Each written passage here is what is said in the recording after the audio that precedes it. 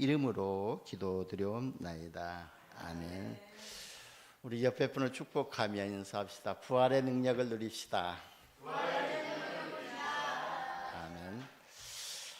지난 한 주간 동안에 많은 변화가 있었죠. 그래서 우리나라의 대통령이 바뀌게 됐고 정치가 이렇게 또 새롭게 시작하는 그런 변화가 있었습니다. 성경에 보면은요, 세상에 임금을 세울 때, 왕을 세울 때에 하나님께서 세우셨다고 그랬습니다. 그래서 이 나라 대통령을 새롭게 세운 것도 하나님의 계획 속에서 하나님이 세우셨다고 우리가 생각하고, 우리가 정치인들을 위해서, 유정자들을 위해서 지속적으로 기도해 줘야 될 줄 봅니다. 성경에 보면은 왕이 세워졌는데 그 왕이 또 하나님의 말씀에 순종하지 아니하고 그 민족들을 말씀으로 다스리지 못할 때에 그 시대에 흑암이 덮치게 됐고, 그 흑암이 덮친 시대에 하나님은 복음 가진 남은 자들을 통해서, 후대를 통해서 그 시대의 또 흑암 문제들을 해결했던 것을 볼 수가 있습니다. 여러분, 아무리 유명하고 훌륭한 정치인들이, 경제인들이 세워진다 할지라도 미래에 닥쳐오는 이 재앙의 문제, 영적인 재앙의 문제는 그들이 해결할 수 없다는 겁니다. 그래서 복음 가진 저와 여러분이 미래에 닥쳐오는 이 재앙을 미리 알고 먼저 정치인들 속에, 또 유정자들 속에, 또 경제인들 속에 역사하는, 문화인들 속의 역사하는 흑암 세력을 결박하고 우리나라가 또 복음 가진, 복음을 또 전달하는 이런 나라로 세워져야 될 줄 봅니다. 여러분, 선교사 파송에 따라서 그 나라 GNP도 달라진다고 그러거든요. 그래서 우리나라가 세계에서 두 번째로 미국 다음으로 선교사 파송을 많이 한 나라입니다. 그래서 지금 2만 명이 넘는 선교사가 파송이 되었거든요. 그러고 보면은 우리나라 GNP가 지금 2만 불이 넘지 않아요. 그러니까 우리가 선교사를 많이 파송하게 되면은 또 우리나라의 경제 성장도 같이 이루어진다는 겁니다. 그래서 우리가요, 정치인들을 위해서, 경제인들을 위해서, 또 문화 활동을 하고 있는 문화인들을 위해서 기도해야 될 줄 봅니다. 저는요, 저 개인적으로 가장 큰 지난주에 또 변화가 일어났다면은, 지난주 우리 강단 메시지가 뭐였죠? 복음이 필요한 가정이었잖아요. 그래서 저는요, 그 말씀의 제목을 복음이 필요한 가문이라고 저는 이렇게 또 붙잡고 기도했습니다. 왜냐하면은 지난주에 저희 형제가 사형제인데요, 삼형제가 서울에서 전주에서 이렇게 와가지고 2박 3일 쉬어가는 그 시간표가 있었거든요. 그래서 어떻게 하면 우리 가문에 진짜 이 영적인 흐름을 바꿀 수 있을까 기도하면서 준비하고, 내가 직접 복음을 전할 것인가, 그러다 보면 1시간 넘게 가야 할 것이고, 그러다 보면 믿지 않는 형제는 주리를 틀 것이고, 그 생각부터 먼저 들어가더라고요. 그런데 그리고 또 믿지 않는 형제들에게 제사 문제, 우상숭배 문제를 이렇게 해야 되면, 제사 문제, 우상숭배 문제를 터치 않고는 영적 문제를 얘기할 수 없고 복음이 바르게 들어갈 수가 없거든요. 그래서 제가 왜 우리 가문의 복음이 필요한가? 그러면 이 복음을 어떻게 받아야 될 것인가?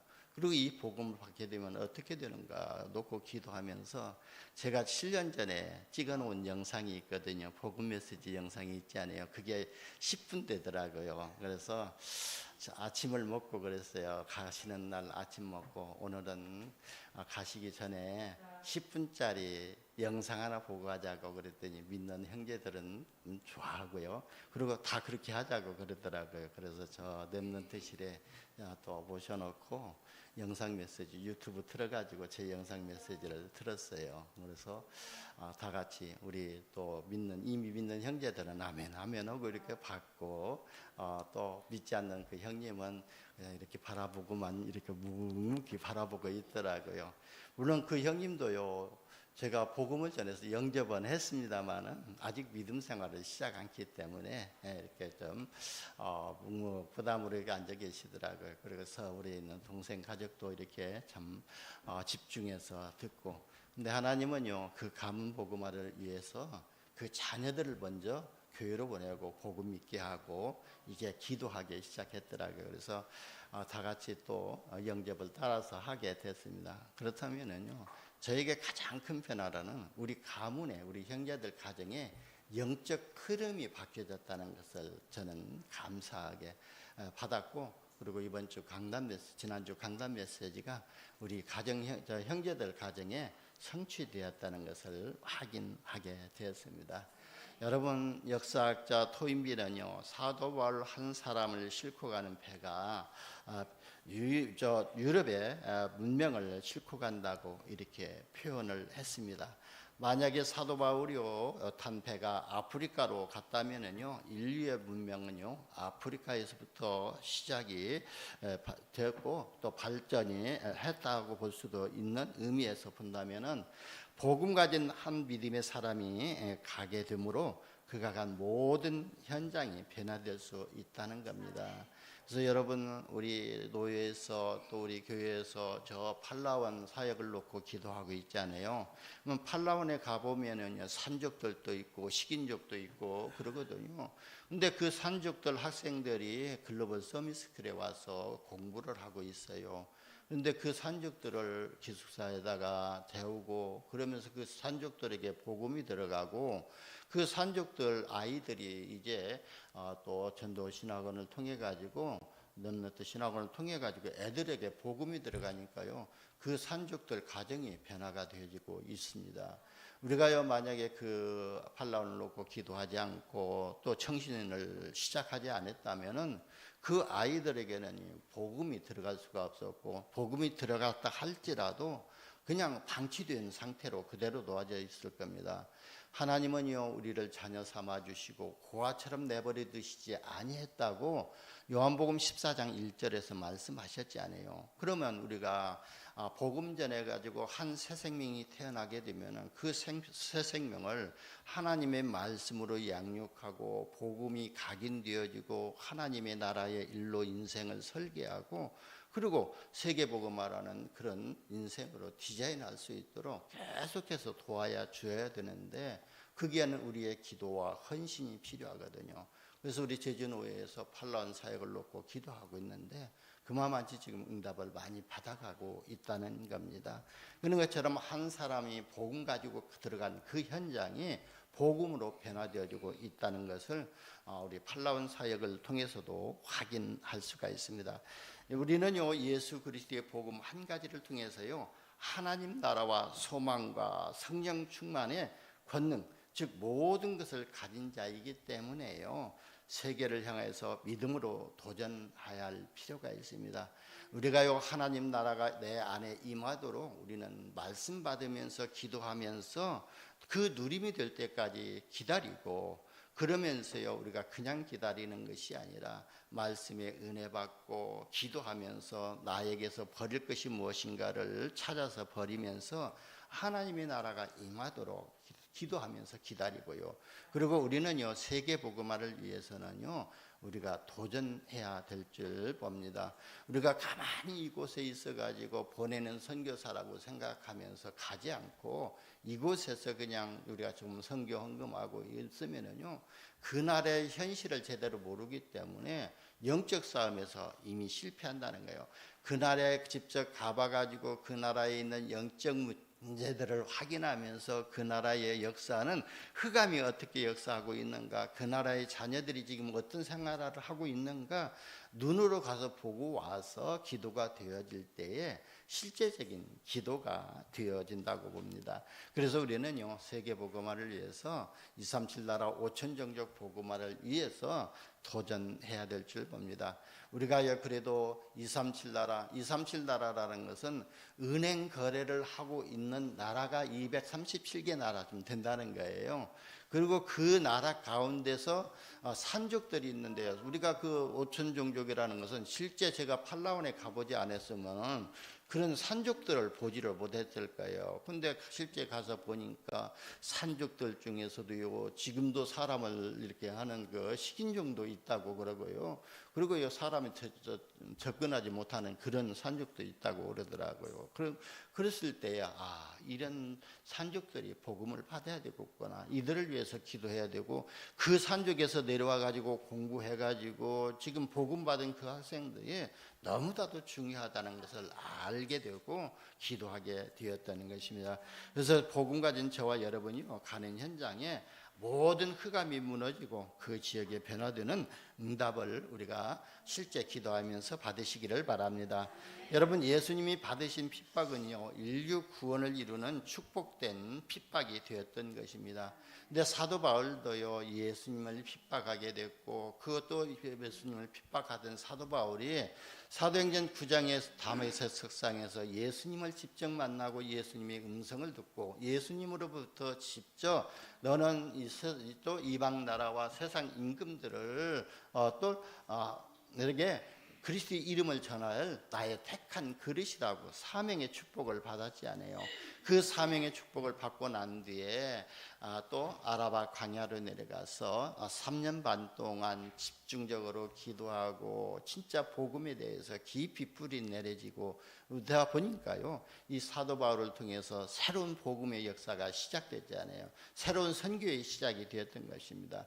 그래서 사도 바울을 잡아 죽이기로 작정하고 결사다가 생기고, 그래서 이 사도 바울이 지금 배 타고 이게 로마로 가는 그 배도요, 죄인의 몸으로서 이렇게 로마로 가고 있는 중이었잖아요. 그래가지고 그 배가 풍랑을 만나가지고 276명이라는 배에 타고 있었던 선장과 선주들과 그 다음에 또 그 백부장들, 그 군인들을 다 사도 바울 한 사람 때문에 생명을 구원했던 것을 볼 수가 있습니다.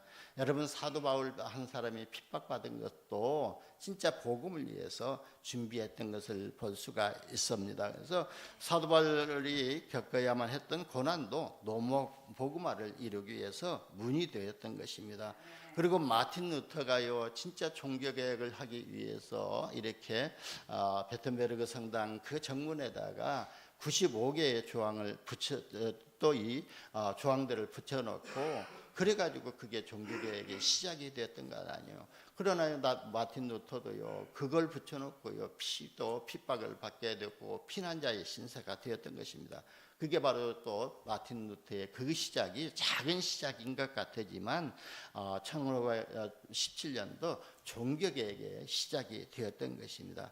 그래서 참 복음을 소유한 저와 여러분에게 임한 모든 문제와 사건과는요, 복음을 증거하기 위해서 하나님의 축복이 담긴 방법이라고 보면 됩니다. 그래서요, 제가 그랬잖아요.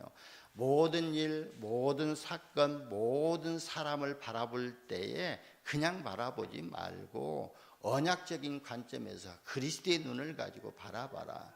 그래야만이 우리가 그곳에서 하나님의 언약적인 축복을 회복하게 되고 유일성의 응답을 받게 됩니다. 우리가 이 대충 사람을 바라볼 때 그냥 그 의무만 바라본다면 세상 사람들하고 똑같거든요. 상처 주고받을 수밖에 없고요.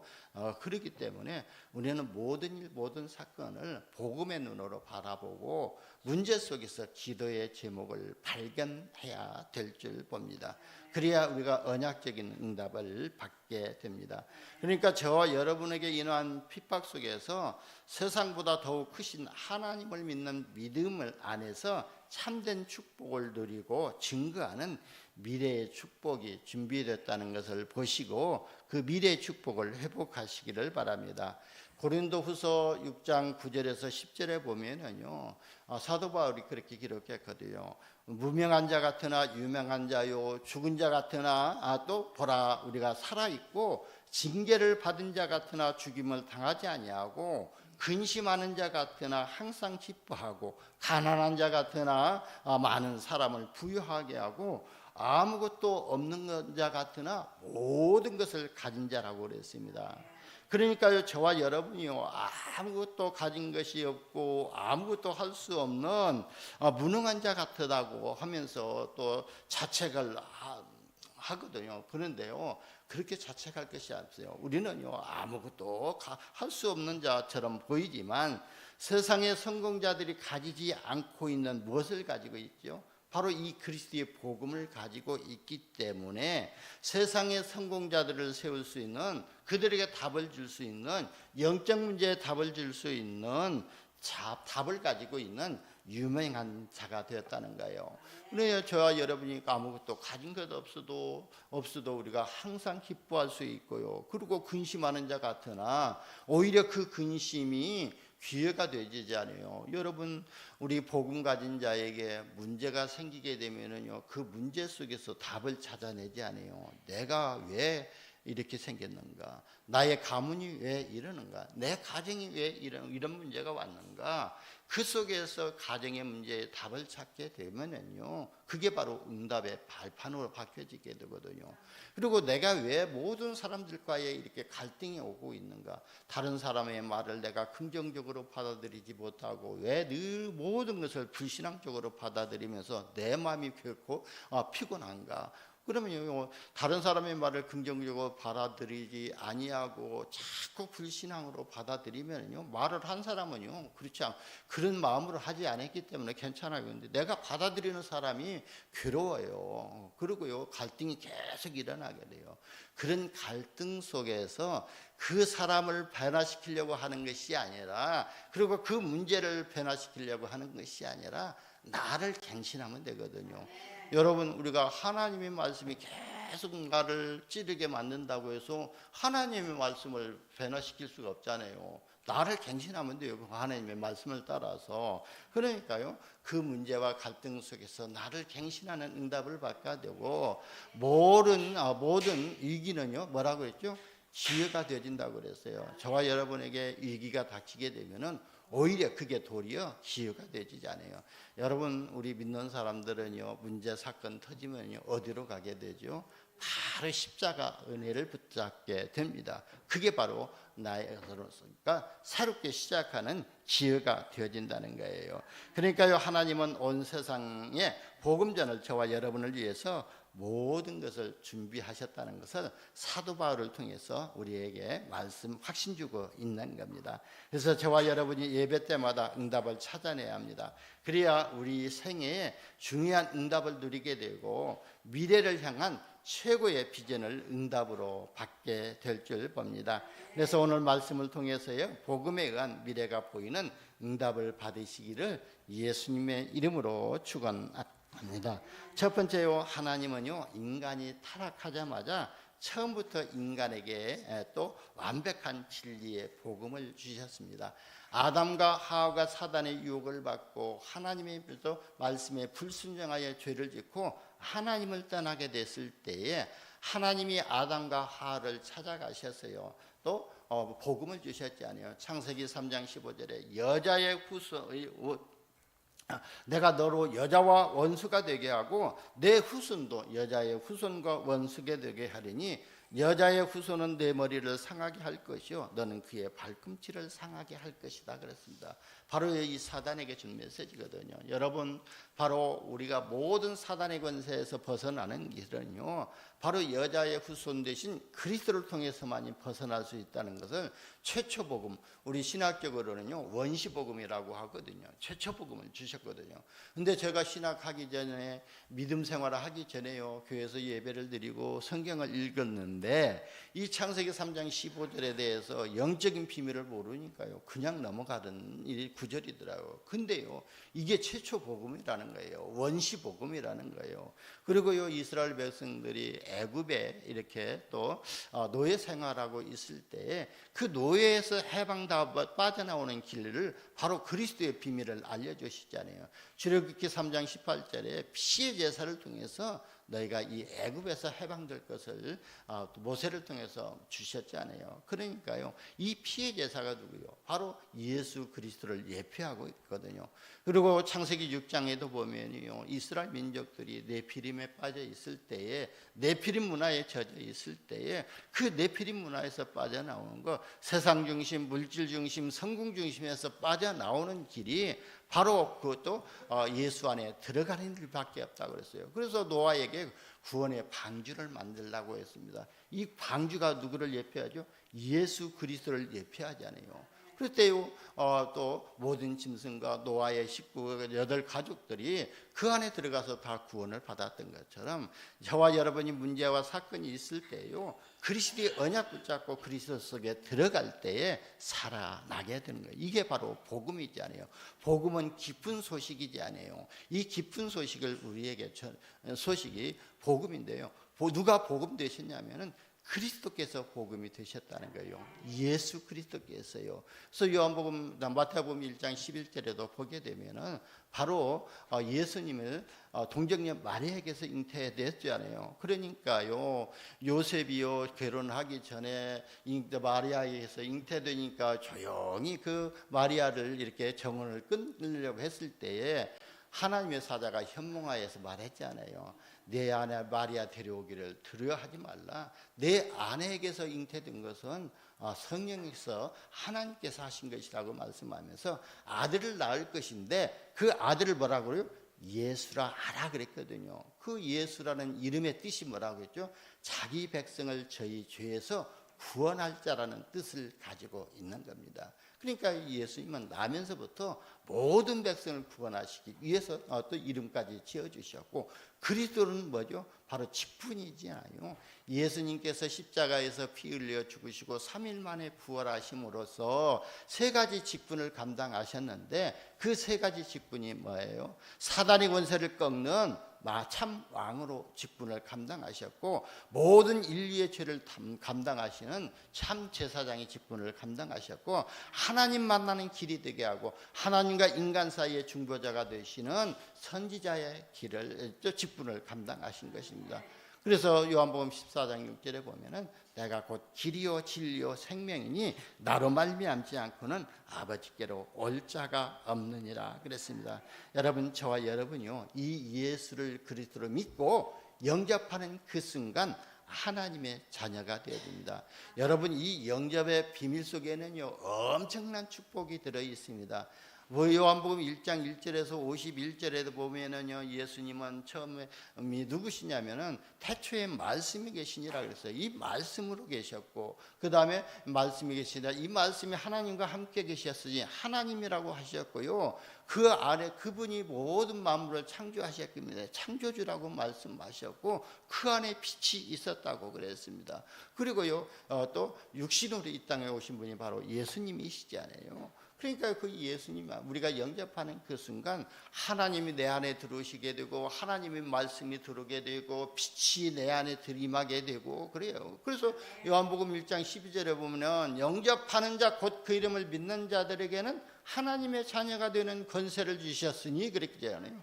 이는 혈통으로나 육정으로나 사람의 뜻으로 나지 아니하고 오직 누구로부터 난 자라고요? 하나님께로부터 난 자들이라 그랬어요. 우리가 예수를 그리스도를 영접할 때에 우리가 그냥 세상의 육신에 따라서 난 것이 아니라 하나님께로부터 하나님의 자녀라고 새로운 신분을 바꾸게 되었다는 겁니다. 저와 여러분이 이 복음을 믿고 영접할 때 그때부터는요 그리스도께서 우리 안에 사시게 됩니다. 그래서 우리가 이 땅의 육체 가운데 사는 것은 그리스도 안에서 사는 것이라고 사도 바울이 고백했잖아요. 그러니까 갈라디아서 2장 20절에 보면은 내가 그리스도와 함께 십자가에 못 박혔나니 그런즉 이제는 내가 사는 것이 아니요 오직 내 안에 그리스도께서 사시는 것이라. 이제 내가 육체 가운데 사는 것은 나를 사랑하사 나를 위하여 자기 자신을 버리신 하나님의 아들을 믿는 믿음 안에서 사는 것이라 그랬습니다. 여러분, 우리가 그리스도 하나만 바로 깨닫는다면요 그 순간 개인의 영적 문제가 해결이 될 줄 봅니다. 언제 제가 이렇게 구정을 맞이해 가지고 고향에 갔거든요. 고향에 가니까 저희 사촌 매형이 그러더라고요. 저를 부르더니 동생, 내가 밤마다 이렇게 나에게 귀신이 나타나 가지고 자기가 잠을 못 자고 너무 힘들다는 거예요. 그래서요 어떻게 하면 좋겠냐고 그렇게 얘기를 하더라고요. 그때 제가 전도사 때였거든요. 그래서 전도사인지 알고 어떻게 했으면 좋겠냐고 그러더라고요. 그래서 그냥 보니까 요 벽에 카렌다가 하나 붙어 있더라고요. 그래서 카렌다를 딱 이렇게 떼어가지고 바닥에 놓고 십자가를 그려가면서 복음을 전했어요. 그리고 그 예수님을 구주로 영접했거든요. 그러고 나서요, 그 다음날 전화가 왔는데 예수님만 영접했는데 하나님의 나라가 그 내용 가운데 임했는데 이 귀신이 나타나지 아니하고 잠을 편하게 잤다고 그렇게 이야기를 하더라고요. 여러분, 우리는요 방법이 아니거든요. 예수님이 내 안에 임하고 하나님의 나라가 임하게 되면은 내 안에 있는 사단의 세력은, 흑암 저주의 세력은 무너지게 되어 있는 겁니다. 여러분, 귀신이 따라가는 방법도요, 우리가 어떤 물리적인 힘을 써서 떠나가는 것이 아니라 내 안에 조용히 하나님의 나라가 임하면 됩니다. 그래서 예수님께서 제자들에게 기도를 가르칠 때에 너희는 먼저 그의 나라와 그의 의를 구하라, 그리하면 이 모든 것을 더하여 주시리라고 그랬습니다. 여러분, 우리에게 하나님의 나라가 임하고 하나님의 나라에 이루어지면은요, 하나님이 우리와 함께 하시는 임마누엘의 축복을 우리가 확인하게 될 줄 봅니다. 그 하나님은요, 나와 함께 하시기 위해서 오셨고, 그리고 우리와 함께 하시기 위해서 오셨고, 로마서 8장 28절에도 보면 모든 것에서 협력하여 선을 이루기 위해서 오신 분 아니에요.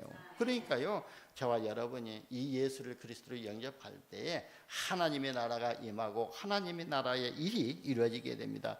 여러분, 우리가 예배하고 기도를 바르게 깨닫지 못하고 예배드리고 기도하는 것이요, 한다면은 그게 바로 노동처럼 보일 것입니다. 오늘 예배 참 한 시간 하는 것이 노정처럼 느껴질 것이고 지루하게 느껴질 것이고, 내가 아침에 일어나 가지고 기도하는 것이 진짜 시간을 소비하고 또 낭비하는 것처럼 이렇게 느껴지면서 피곤할 것입니다.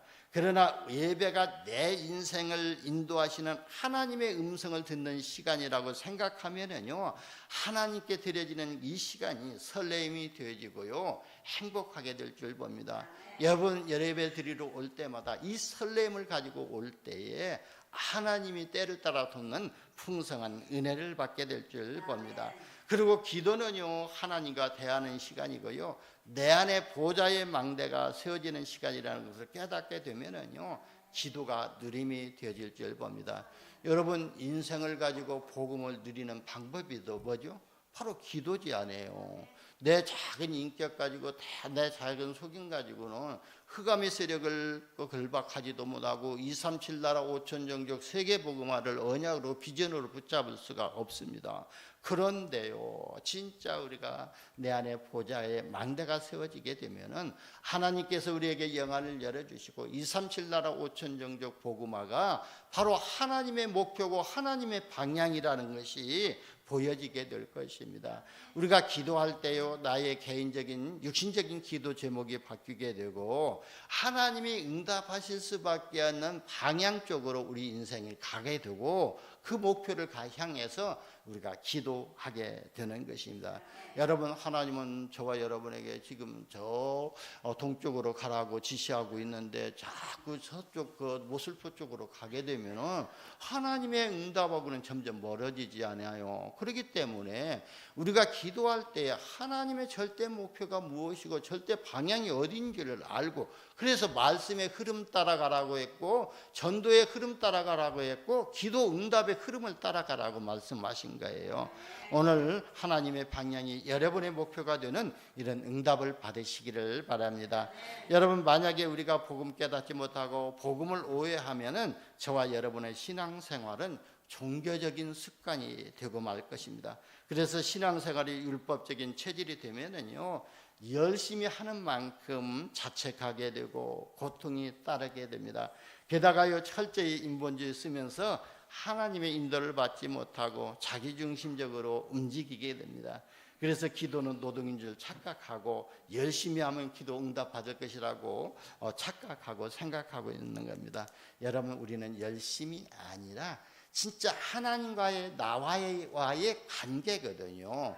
우리가 하나님의 자녀의 신분을 바꾸지 아니하면은 몇천 날 기도하고 몇천 날 예배 드린다 할지라도 하나님의 응답과 하나님의 은혜하고는 거리가 먼 겁니다. 그래서 저와 여러분이요, 열심히 하시지 말고 진짜 하나님의 나라가 내 안에 임하고 하나님의 일이 이루어지는 방향으로 우리 신앙 목표를 붙잡기를 예수님의 이름으로 축원합니다. 두 번째는요, 하나님의 구원의 축복과 함께 미래의 축복도 방법을 알려주셨습니다. 그것이 바로 전도이거든요. 그래서 하나님은요, 전도라는 그 시간표를 가지고 우주 만물을 움직이고 계시고 우리의 모든 여정까지도 다스리고 계십니다. 그래서 우리의 방향이요, 진짜 전도자의 순례자의 여정을 따라가야 될 줄 봅니다. 여러분, 전도는 내가 가진 것을 말하는 것이거든요. 그래서 존 스타트 목사님이 전도 이론에 되게 되면은 내가 가진 것을 다른 사람에게 주는 것이고 말하는 것이라고 말했거든요. 그래서 내가 가지고 있는 예수 그리스도를 설명하면 되거든요. 그래서 사도행전 3장에도 보게 되면은 베드로가요, 베드로가 가지고 있는 그 나사렛 예수 그리스도의 이름의 권세, 눈에 보이지도 않는 것을 누구에게 주었죠? 그 안진뱅이에게 주었지 않아요? 선포했지 않아요? 그 선포가 되질 때에 안진뱅이에게 묶였던 저주가 풀리고 안진뱅이가 일어서서 뛰면서 하나님을 찬양하게 됐던 거예요. 그러니까요, 사도행전 3장에 보면은 최초로 예수 그리스도의 이름의 권세가 개인에게 선포되어진 현장이 바로 그 성전 미문에 앉아있던 안진뱅이에게 선포되었던 거예요. 그리고 이 핍박을 받고 받으면서 이 빌립 지사가 어디로 갔죠? 사마리아 성에 내려가서 일심으로 복음을 전하니까요, 일심으로 듣던 그 사마리아 성에요, 바로 귀신들이 떠나가고 병든 자들이 치유되어지고, 그래서 그 사마리아 성에 기쁨이 충만했다고 그랬습니다. 오늘 사도 바울도 1절에 그렇게 있잖아요. 또 너희에게 내가 너희에게 전한 복음을 너희에게 알게 하노니 이는 너희가 받은 것이요 또 그 가운데서 선 것이라. 너희가 만일 내가 전한 그 말을 굳게 지키고 헛되이 믿지 아니하였으면은요 구원을 받으리라고 그랬습니다. 그래서 우리는요, 하나님의 말씀을 들을 때에 일심으로 듣고 청종해야 될 줄 봅니다. 그래야 그 말씀이 내게 은혜가 되어지고 내 안에 흑암이 무너지게 되고 내 것이 무너지게 되어지게 됩니다. 그리고 이 전도는 다른 사람에게 보여주는 것이거든요.